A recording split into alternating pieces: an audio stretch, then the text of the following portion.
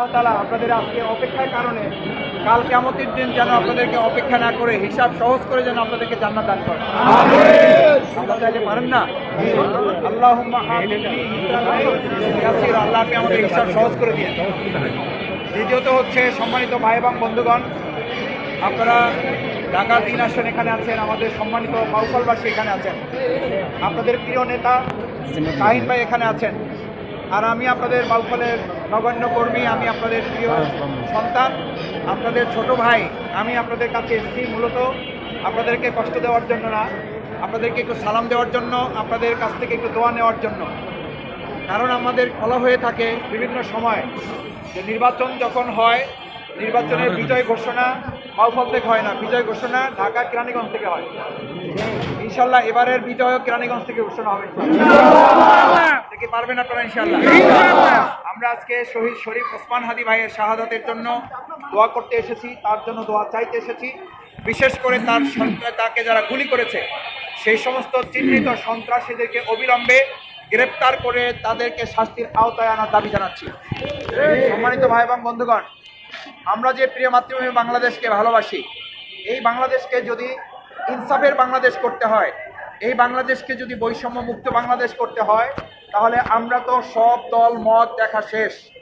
আমরা এবার ইসলামের বাংলাদেশ, আমরা এবার ইসলামকে একটু দেখতে চাই। আলহামদুলিল্লাহ, আমাদের এই ইসলামকে দেখতে চাওয়ার মধ্য দিয়ে অনেকেই এখন ইসলামের কথা বলা শুরু করেছে, এটার ভালো লক্ষণ।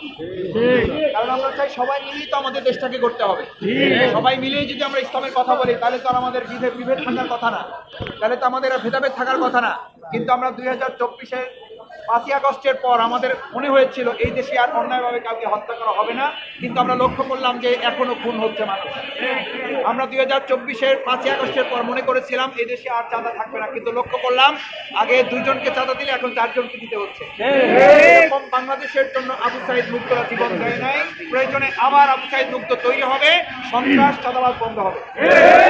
সম্মানিত ভাই এবং বন্ধুগণ, আমাদের কথা পরিষ্কার, আমরা শহীদ শরীফ ওসমান হাদি যে ইনসাফের বাংলাদেশের জন্য লড়াই করেছে, এরকম একটা ইনসাফের ঢাকা 3, এরকম একটা বাংলাদেশ, এরকম একটা ইনসাফের বাউফল তৈরি না হওয়া পর্যন্ত আমাদের লড়াই, আমাদের আন্দোলন, আমাদের সংগ্রাম চলবে। এই সংগ্রামের ধাপে ত্রয়োদশ জাতীয় সংসদ নির্বাচন আগামী 12ই ফেব্রুয়ারি অনুষ্ঠিত হবে। এটাও একটা লড়াই, এটা শুধু একটা ভোট না, এটাও একটা আন্দোলন, এটাও একটা সংগ্রাম। আমরা লক্ষ্য করছি কোথাও কোথাও প্রশাসনের কেউ কোনো একটা বিশেষ দল বা ব্যক্তির দিকে ঝুঁকে পড়ছেন। এটা অবাধ, সুষ্ঠু, নিরপেক্ষ নির্বাচনের জন্য সুন্দর পরিবেশ নির্মাণ করে না। সুন্দর পরিবেশ, অবাধ, সুষ্ঠু, নিরপেক্ষ নির্বাচনের জন্য প্রশাসনকে অবশ্যই ব্যক্তি বা দলের ঊর্ধ্বে উঠে দেশের মানুষের পক্ষে ভূমিকা পালন করতে হবে। আমরা কোথাও